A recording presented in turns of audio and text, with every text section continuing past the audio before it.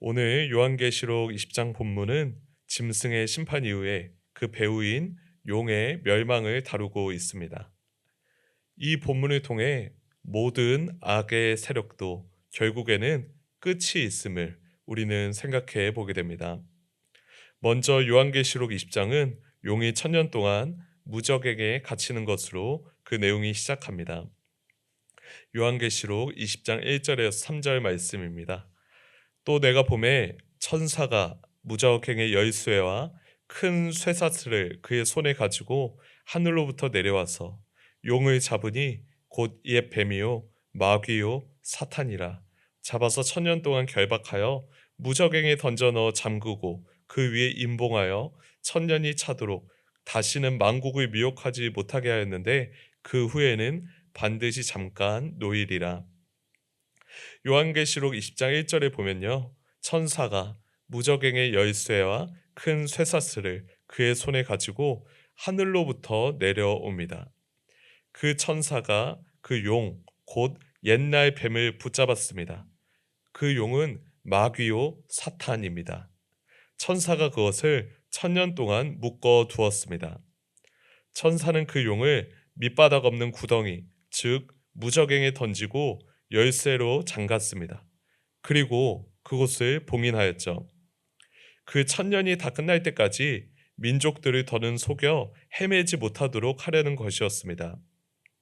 그러나 1000년이 지나고 이 용은 잠시 풀려나게 됩니다. 왜냐하면 이 용이 갇혀있는 무적행은 우리의 사법체계로 따지면 일종의 유치장일 뿐 사형장은 아니기 때문입니다. 유치장과 사형장은 설치 목적에서 큰 차이가 납니다. 유치장은 일단 잡아두는 게 목적이고 사형장은 끝내는 게 목적입니다. 따라서 용은 이 무적에게 1000년 동안 감금되지만 그곳에서 완전히 끝나지는 않습니다. 영국의 신학자 톰 라이트는 용의 석방에 대해 다음과 같이 말했습니다. 사탄의 석방이 우리에게 달갑지 않은 뜻밖의 일이지만 이것은 세상에서 모든 악이 온갖 자취까지 근절되어 새하늘과 새 땅으로 가는 하나님의 위대한 계획의 일부로 보인다. 이를 통해 우리는 용의 감금과 이 석방, 이 모든 과정이 하나님의 완전한 통제 가운데 있음을 알 수 있습니다. 이어서 요한계시록 20장 4절 이하에서는 1000년 동안 왕 노릇하는 교회에 관하여 기록되었습니다. 요한계시록 20장 4절에서 6절까지 말씀입니다. 또 내가 보좌들을 보니 거기에 앉은 자들이 있어 심판하는 권세를 받았더라. 또 내가 보니 예수를 증언함과 하나님의 말씀 때문에 목배임을 당한 자들의 영혼들과 또 짐승과 그의 우상에게 경배하지 아니하고 그들의 이마와 손에 그의 표를 받지 않은 자들이 살아서 그리스도와 더불어 1000년 동안 왕노릇하니 그 나머지 죽은 자들은 그 1000년이 차기까지 살지 못하더라. 이는 첫째 부활이라. 이 첫째 부활에 참여하는 자들은 복이 있고 거룩하도다. 둘째 사망이 그들을 다스리는 권세가 없고 도리어 그들이 하나님과 그리스도의 제사장이 되어 1000년 동안 그리스도와 더불어 왕 노릇하리라. 용이 무적행에서 결박되는 그 1000년은 교회가 그리스도와 더불어 함께 왕 노릇하는 기간이 됩니다. 용이 강력한 권세를 가지고 있을 때는 교회가 박해를 받았지만요, 이 1000년 동안 모든 상황이 역전된 겁니다. 하나님께서는 하나님의 때에 교회가 그리스도와 더불어 왕권을 행사하도록 보증하십니다. 믿음을 저버린 자들은 생명을 누리지 못하지만 믿음을 지킨 성도는 첫째 부활, 곧 거듭남을 통해 영적으로 살아납니다. 이들은 하늘에 있든지 땅에 있든지 천년 왕국의 통치자로 그리스도와 함께 살아갑니다. 정통 교회에서는 신앙생활의 첫 걸음으로 세례를 중요하게 생각합니다. 그런데 이 간혹 일부는 이 세례를 천국행 구원 티켓 정도로 가볍게 여기곤 합니다. 그런데 원래 세례는 이 구원 티켓 그 이상의 의미를 가지고 있습니다. 세례는 그리스도와의 긴밀한 연합을 의미하기 때문입니다. 로마서 6장 4절과 5절 말씀입니다. 그러므로 우리가 그의 죽으심과 합하여 세례를 받음으로 그와 함께 장사되었나니 이는 아버지의 영광으로 말미암아 그리스도를 죽은 자 가운데서 살리신 것 같이 우리로 또한 새 생명 가운데서 행하게 하려 함이라. 만일 우리가 그의 죽으심과 같은 모양으로 연합한 자가 되었으면 또한 그의 부활과 같은 모양으로 연합한 자도 되리라. 사도 바울은 로마서에서 세례를 통해 신자가 그리스도와 연합한다라고 강조합니다. 세례를 통해 그의 죽음에 연합하였다면 그의 부활과 같은 모양으로 연합한다는 겁니다. 그러므로 요한계시록 20장에 1000년 동안 왕노릇하는 교회는요, 이미 세례를 통해 그리스도의 죽음과 부활에 연합하였고요. 또한 그리스도와 더불어 왕노릇하는 것으로 해석할 수 있습니다. 이를 통해 우리는 세례가 그리스도와의 종말론적 연합이라는 큰 의미를 담고 있음을 알게 됩니다. 이어서 요한계시록 20장 7절 이하에는 용의 최후 멸망에 대해 기록하고 있습니다. 요한계시록 20장 7절에서 10절까지 말씀입니다. 천년이 참에 사탄이 그 옥에서 놓여 나와서 땅의 사방 백성 곧 곡과 마곡을 미혹하고 모아 싸움을 붙이리니 그 수가 바다의 모래 같으리라. 그들이 지면에 널리 펴져 성도들의 증과 사랑하시는 성을 두르매 하늘에서 불이 내려와 그들을 태워버리고 또 그들을 미혹하는 마귀가 불과 유황못에 던져지니 거기는 그 짐승과 거짓 선지자도 있어 세세토록 밤낮 괴로움을 받으리라.